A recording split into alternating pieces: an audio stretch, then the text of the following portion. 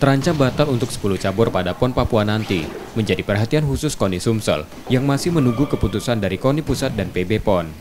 Jika cabur tersebut batal, bisa berdampak pada target raihan medali emas Sumatera Selatan.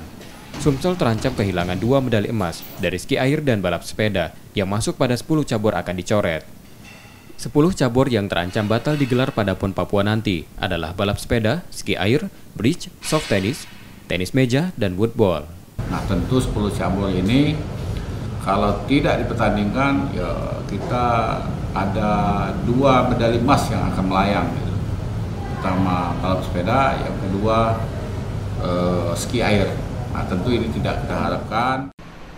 Pada pemusatan latihan daerah, KONI Sumsel tetap menyertakan atlet 10 cabur itu sambil menunggu keputusan resmi. Nur Muhammad, Kompas TV, Palembang.